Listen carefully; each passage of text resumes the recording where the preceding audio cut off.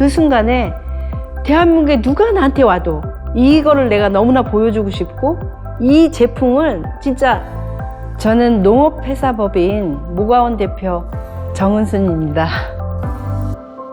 저는 지금 모가원에서 모가를 기르고 모가청을 숙성시켜서 만드는 일을 하고 있고요. 한 15년 동안 요리 수업도 하고 요리를 가르치고 메뉴 개발도 했습니다. 저희가 주로 이제 단맛을 내는 거에 청이나 뭐 꿀이나 요리당이나 이런 걸 많이 쓰잖아요. 다른 걸로 대체할 수 있는가를 생각해 보니 모가가 있더라고요. 모가가 알칼리 식품이고 보통 재료들이 산성화된 게 되게 많거든요. 그래서 산성화된 거를 좀 중화시키고 알칼리 식품으로 대체할 수 없을까 해서 제가 모가청을 담게 됐고요. 사업을 시작하면서 사실은 모가 나무를 심기 시작했어요. 어떻게 해야지 경쟁력을 가질까? 나무를 길러서 원물을 잘 재배해서 좋은 과실을 얻어서 좋은 제품을 만드는 거, 우리 전통 방법의 항아리 숙성이라든지 이제 직접 농사에 뛰어드는 거죠. 땅에 대한 그런 관심도 갖고 저농약으로 좀 좋은 재료를 만들 수 있을까 하는 도전을 했죠. 자연적인 방법으로 농사를 되게 많이 하려고 노력했고, 가지치기도 해보고 거름도 줘보고, 꽃날 무렵에 그 열매를 좋은 걸 얻기 위해서 꽃도 따줘보고, 자연에서 그렇게 얻어지는 것 가지고 재료를 가지고 잘 가꿔서 지금 제가 이제 모가원 제품도 잘 만들고 있고요. 사람들은 궁금해할 거 아니에요? 아니, 당신은 어떻게 모가를 하게 됐느냐? 건강한 먹거리가 제 첫 번째 목표예요. 건강하게 좋은 재료를 가지고 속이지 않고 거짓 없이 잘 만들어낸 제품들을 모든 국민이 먹고 그런 좋은 제품들을 만들어내는 게 제 꿈이고요. 환경에 대처할 만한 그 식품으로서 지금 저희가 기관지가 굉장히 심각하죠. 특히 또 봄에는 황사가 그건 눈에 보이도록 심하고, 그리고 앞으로는 더 하겠죠. 환경에 대한 문제. 동의보감에 막연하게 목에 좋은 모가, 목에 좋은 도라지, 목에 좋은 생강 이렇게 나와 있는데, 과연 모가가 얼마나 목에 좋길래 예전에 그게 민간요법의 처방으로 모가를 썼을까? 어떤 성분의 목에 좋을까가 되게 궁금해졌어요. 제가 직접 관심을 갖고 자료를 찾아보니까 논문이 나왔더라고요. 모가가 갖고 있는 성분이 편두염하고 인후염에 좋은 물질이 엄청 많이 들어가 있는 거예요. 결국은 선조들이 그걸 어떻게 알아냈을까? 지금의 기술로는 당연히 연구 개발하고 하면 당연히 알아낼 수 있겠지만, 그 예전에 모가가 목에 좋다는 걸 어떻게 알아냈을까? 전 그게 너무 놀라운 거예요. 그러면서 확신이 있었고 모가에 대한 희열을 느끼게 됐죠. 그래서 모가를 잘 기르고 거기에 관련된 제품을 개발하고 지금 출시를 했습니다. 제품명이요, 모겐모가예요. 모겐모가. 사람들 만나면 모겐모가야 맨날 이렇게 제가 떠들고 다녔어요. 예전에 저희 할머니나 엄마가 기침을 심하게 하거나 목이 많이 붓거나 감기가 심할 때는 그냥 주전자나 냄비에 모가 마른 거 넣고 생강 넣고 도라지 넣고 그냥 끓여가지고 그냥 거기다 꿀을 한 스푼 타서 주었던 기억이 있어요. 밤에 기침을 너무 많이 심하게 할 때 기침이 좀 잦아드는 것 같고 목 아픈 게 조금 가라앉는 것 같은 기분은 들더라고요.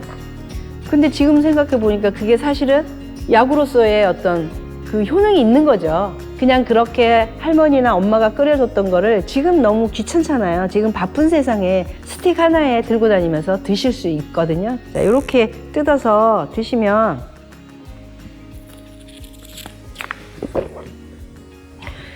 넘어가는 순간 목을 이렇게 적셔주고요. 드시고 가만히 있으면 도라지의 쓴맛이 나중에 확 이렇게 올라와요.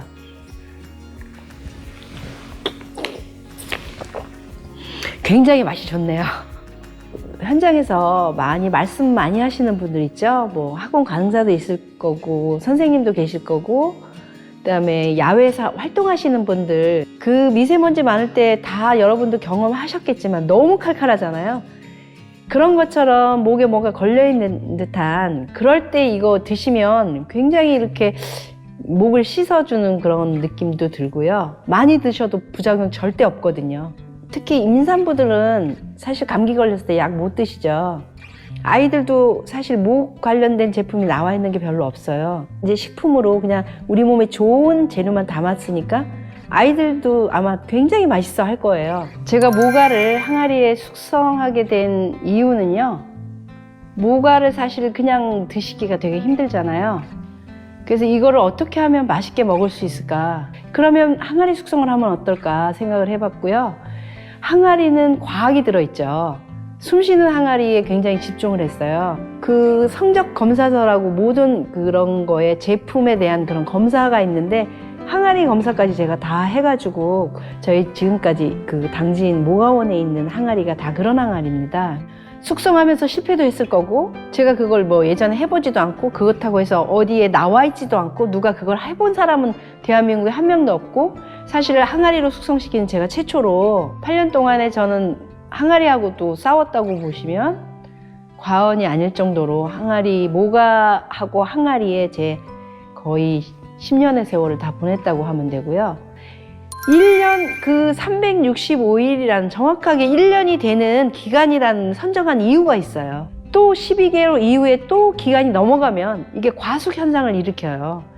포도당이 많아지면 꿀처럼 굳어지는 현상이죠. 자, 굳어지면 이건 상품으로서 가치가 없는 거예요. 2년짜리도 갖고 있고 3년짜리도 갖고 있고 딱 숙성을 1년만, 그런 지표가 저한테 생긴 거죠. 모가 숙성은 어떻게 해야 되고 최적의 조건이 어떤 거고, 그다음에 햇빛이 들어오는 항아리 쪽하고 햇빛이 없는 쪽 항아리하고 상태나 비교를 해봤을 때 확연하게 차이가 있는 점. 항아리는 사실 바깥으로 노출시켜서 야외에 있는 게 항아리거든요. 근데 저는 항아리를 최적의 상태에서 숙성시키기 위해서 항아리 집을 만들었어요. 집을 만들어서 여름에는 그늘막을 만들어주고, 바람을 통해서 온도가 더 이상 많이 올라가지 않게 만들고, 겨울에는 너무나 춥지 않게. 제가 대한민국의 항아리 숙성 모가는 제가 아무튼 자부심을 갖고 있고요. 누가 어떤 질문을 하더라도 제가 충분히 그거에 대해 설명을 해줄 수 있을 만큼 제가 많이 공부도 하고 또 현장에서 많이 그 동고동락하면서 제가 지내온 세월이에요. 8년이라는 세월이. 그 이제 모가를 365일째 되는 날 제가 가서 모가하고 접하는 순간이 되는 건데요. 항아리 뚜껑을 열고 그 속에 있는 모가청을 푸는 순간, 아이고 다시 조금 있다. 아, 또 생각하니까 눈물 나네.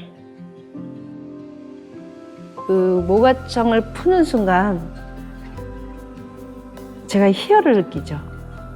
아, 이 모가청이 진짜 대한민국의 최고의 어떤 명작이구나. 어떤 누가 와도, 그 누가 와도 이게 어떤 모가청이냐고 물어봐도 제가 자신 있게 대답할 수 있는 작품을 보는 거죠.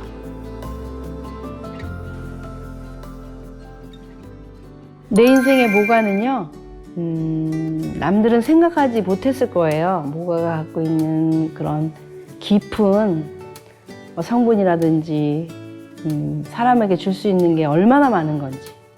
단지 못생겼다는 이유로, 아니면 맛이 없다는 이유로 사실은 관심이 없었을 거예요. 모가는 제 인생의 최고의 파트너 같아요.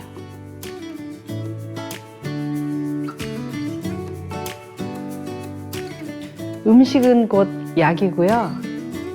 약은 곧 음식입니다. 모겐모가는 음식입니다.